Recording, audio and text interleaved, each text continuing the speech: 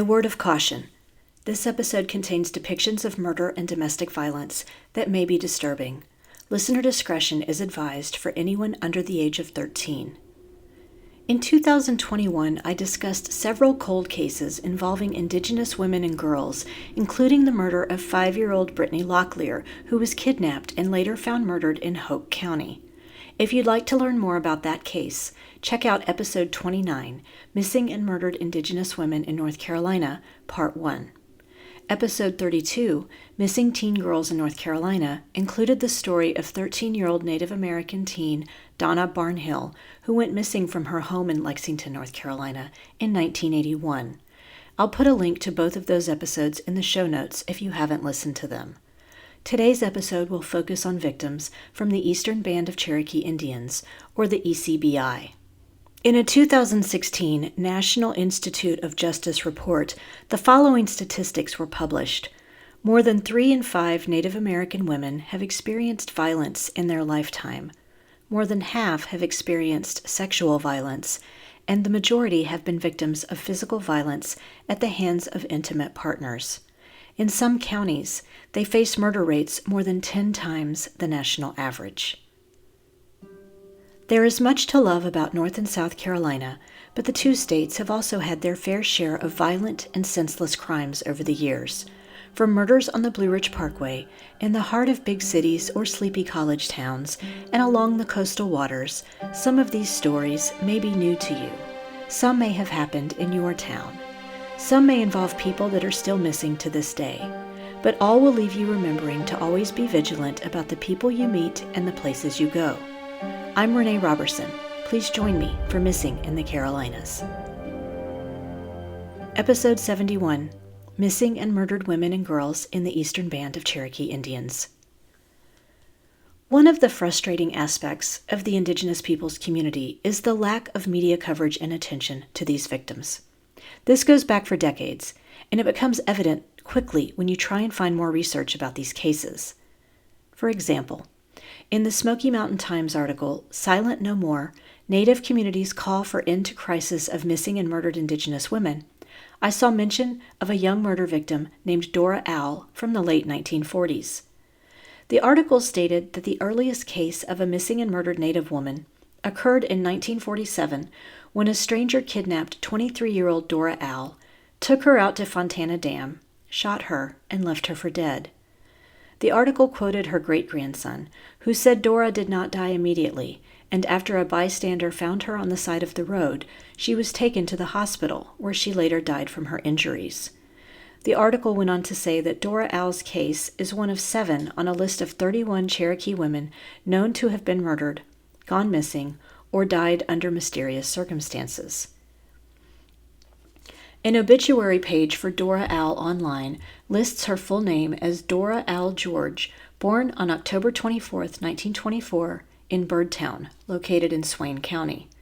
However, when I started doing research on this case, I found some interesting information published in what was then called the Asheville Times. This was about a crime that took place in 1948, so it looks like the original records were about a year off. The first article ran as a news brief on April 3, 1948. It said a woman was being held by Haywood County authorities in connection with the slaying of 23-year-old Dora Owl. The crime appeared to be the result of a domestic dispute. Here's the rest of the article. And keep in mind, the writing style of newspapers has changed significantly over the years, particularly when reporting about females. The article stated, Mrs. Owl, the mother of 2 small children, died shortly after she was admitted to the Cherokee Hospital with a gunshot wound to the abdomen. Mrs. Doc Brock was arrested at her home by Haywood authorities and was to be turned over to Graham County officials. Graham Sheriff J.B. Crisp and Callaway Martin, special agent on the Indian Reservation, said the shooting occurred on Panther Creek near the home of W.M. Robertson. They said their investigation disclosed that Mrs. Brock and another woman whose name was not revealed accosted Mr. Brock, Mrs. Owl, and another Indian girl parked in a car on Panther Creek Thursday afternoon. Mrs. Brock, they said, opened fire on the car and ordered the two girls into the road.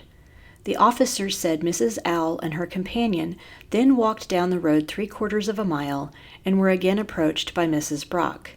This, they said, was when Mrs. Owl was shot and fatally wounded.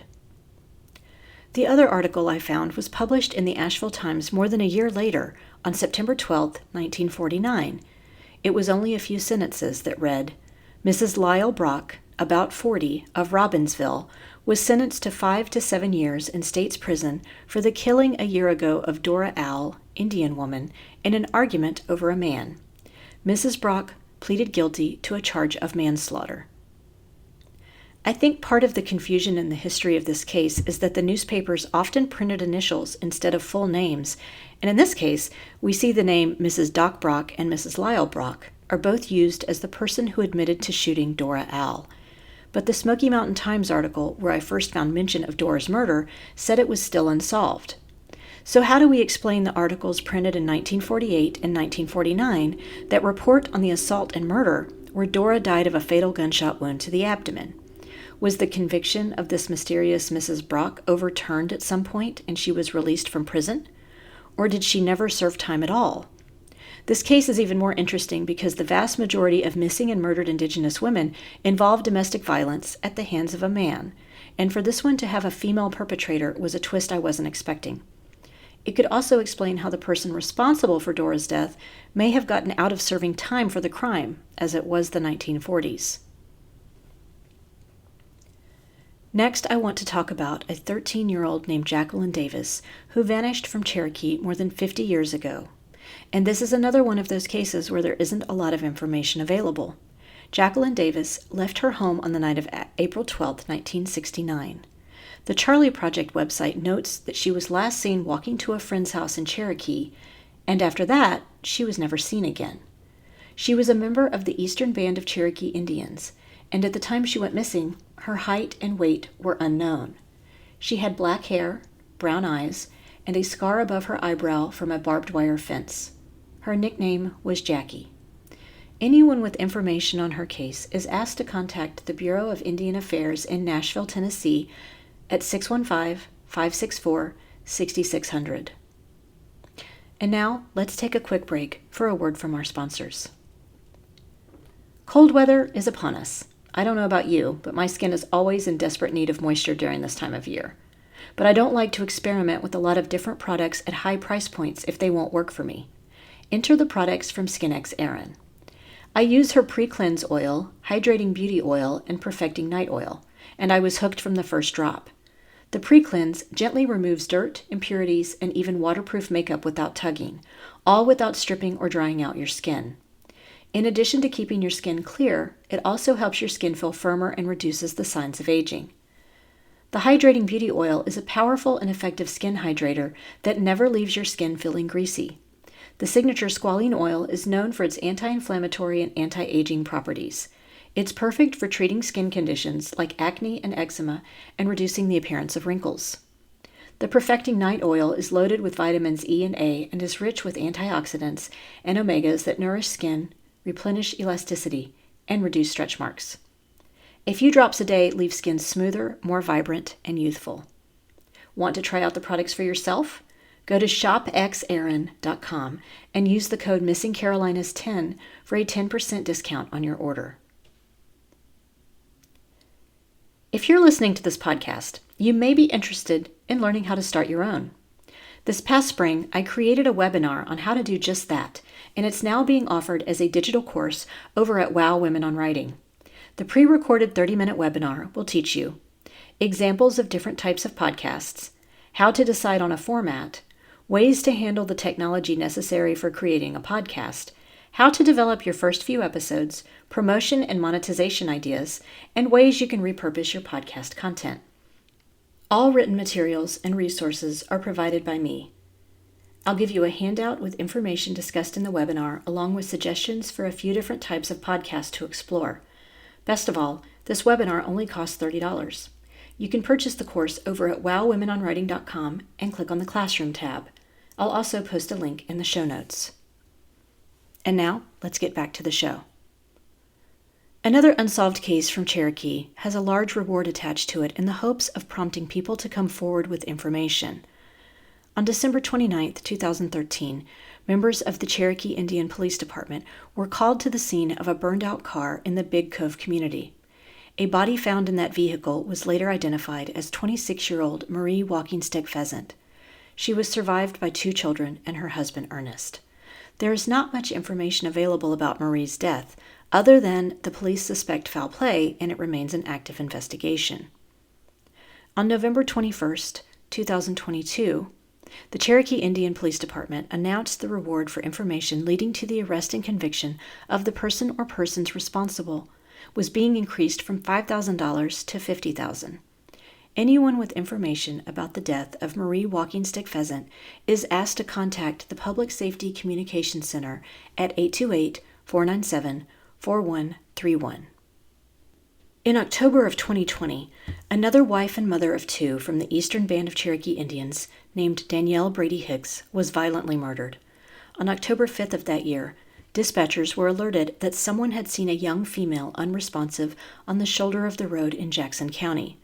Witnesses said a man, later identified as 48-year-old Billy Jack Hicks, was trying to load her into a white pickup truck.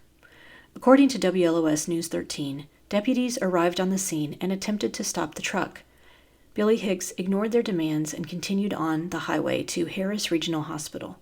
His wife, 34-year-old Danielle, was in the truck suffering from a gunshot wound. She died of her injuries the next day at a hospital in Asheville where she'd been transferred. Danielle was pregnant with her 3rd child at the time of her death. Police interviewed Billy Hicks and charged him with assault with a deadly weapon, inflicting serious injury. At first, he was placed on a 48-hour domestic violence hold. He told police Danielle's gunshot wound was self-inflicted. The Silva Herald searched arrest records and found out Billy Hicks had previous arrests for drug possession, violating a domestic violence protective order, probation violations, assault on a female, and simple assault. At present, he is currently in jail without bond, awaiting trial for murder. In 2021, 3 women in the Indigenous peoples community decided they wanted to shed more light on the crimes of missing and murdered Indigenous women all over the country. The podcast is called We Are Resilient, an MMIW true crime podcast, and it has almost 50 episodes if you want to check it out wherever you get your podcasts. I'll link it in the show notes. And finally, I want to end this episode with a conversation I recently shared with Haywood Talcove, a board member from the National Center for Missing and Exploited Children. The organization is aware that there is a lack of modern digital investigative tools in the task forces designed to help find missing women and children in Indigenous peoples communities. Our conversation sheds some light on this ongoing issue. Today we're talking with Haywood Talcove, CEO of LexisNexis Risk Solutions Government Division, and also on the board for the National Center for Missing and Exploited Children. Thank you for joining us today, Haywood. Renee, thank you so much for having me. I'm really excited about the topic. And we are really looking forward to what you have to share with us. The first thing I wanted to ask is, how can the Bureau of Indian Affairs modernize quickly to end the epidemic of missing and murdered Indigenous people? Yeah. Well, the first thing that BIA needs to do is they received over $30 million from Congress for this issue, and they've yet to release a penny. So the first step in the process is for the deputy secretary responsible for this area needs to go ahead and give that money out to the tribes all across the country so we can begin to get a handle on the extent of this problem and what type of problem it actually is. But once we have that, what we need to start doing is using modern tools that law enforcement uses all across the country to start looking at these 6,500 individuals that they're gone. They vanished. Are they runaways? Have they been abducted? Are they involved in human trafficking, child trafficking? Have they been murdered? And the tools that are available today, from cell phone forensics to information and analytics and databases that show friends, relatives, and associates, they would very quickly be able to ascertain the extent of the problem. And they'd also be able to ascertain why the child or the female is actually missing. What is it going to take for tribal law enforcement agencies to gain access to these same kinds of tools? I think it comes down to an equity issue. The tribal lands don't have money, and they desperately need access to the $30 million so they can get access to the expertise and the tools and other resources that they need to go ahead and investigate these things. One of the things that I'm really concerned about is you're starting to see some states, I think New Mexico is one, saying, we're just going to shut down the program. And I think that's because they don't want to look. This has been an issue for over a decade. It's been discussed at NECMEC. It's been discussed in the press. It's been discussed in Congress. Yet all of a sudden, it's not an issue in New Mexico. That doesn't make any sense to me. It almost seems to me like it would have to be some sort of rollout that went across the tribes all at once and implemented. Yeah, I mean, there's a lot you can do. I mean, think about it. Everyone leaves digital exhaust, right? And whether it's a tribe up in Maine, the Passamaquoddies or the Penobscots, or um, tribes out west, including some of the Cherokee Nation and Sioux, getting all that data in one spot. And for example, have any of those people that are missing, do they have a credit card? Do they have a cell phone? Are they in jail? Did they graduate from school? The task at hand is very simple. Combining the data and finding out where they are is critical. And it's also important, too, for the safety of the individuals that live on tribal land.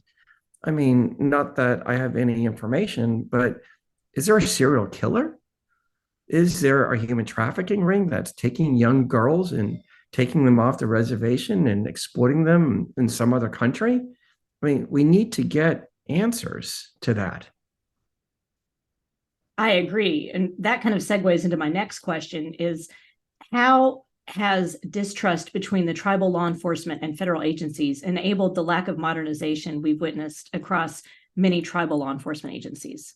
Yeah. So I don't, you know, I spend a lot of time. I've actively participated in the Native American Law Enforcement Association for the past 15 years.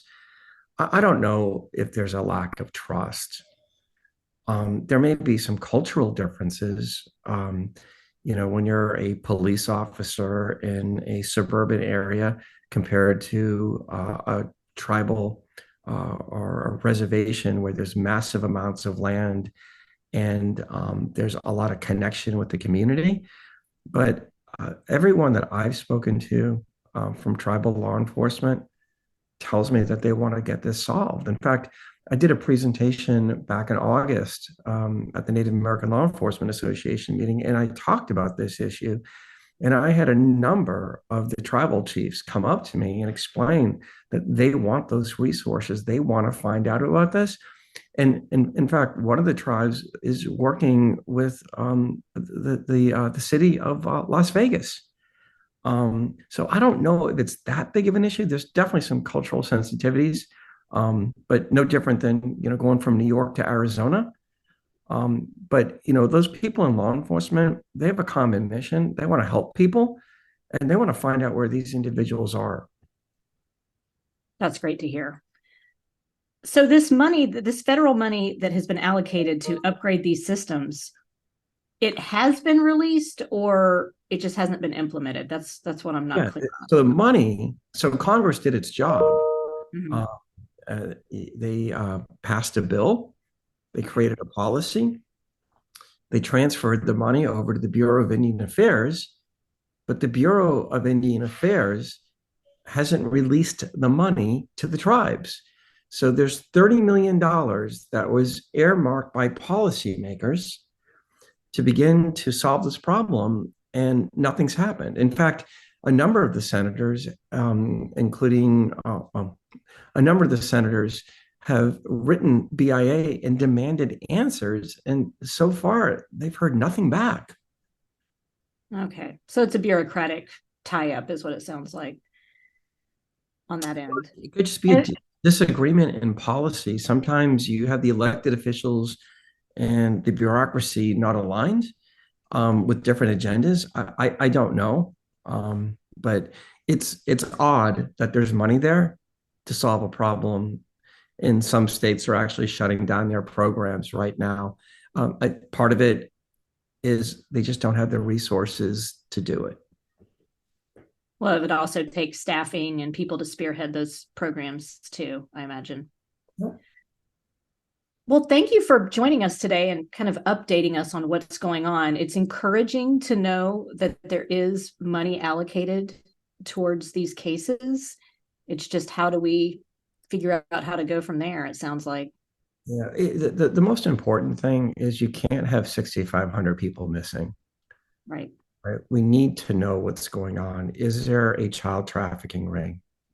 Is there a serial killer? Is there a prevalence of domestic violence going on and women have been murdered? We need to know the answers to those questions. And it's imperative that it not languish any longer. People deserve to live in peace. People deserve to feel comfortable and free. And everything that I've read over the past 10 years tells me there's a problem. So I appreciate the opportunity, Renee, and look forward to talking to you again. Okay. Thank you again so much. Thank you. This brings us to the conclusion of this episode of Missing in the Carolinas. Be sure to tune in next week as we'll be kicking off a fun listener appreciation giveaway, and I'll share my review of journalist Mandy Matney's memoir, Blood on Their Hands, Murder, Corruption, and the Fall of the Murdoch Dynasty, along with new updates in the case. If you enjoyed this episode, please do me a favor and give it a 5-star rating wherever you listen to your podcasts. If you'd also like to support the show in a small way, you can buy me a coffee over at buymeacoffee.com, Renee Robertson. Thank you so much for those who have already supported me through this platform. We're also on Instagram, Facebook, and YouTube, so please like our pages and get started on a discussion of the missing people profiled on the show. Do you know of a missing persons case in North or South Carolina that you think should be covered? Email me at missinginthecarolinas@gmail.com with any details you can share. Cover art for this podcast was designed by Macintosh Multimedia. Sound editing is provided by Daniel Robertson. Thanks so much for listening.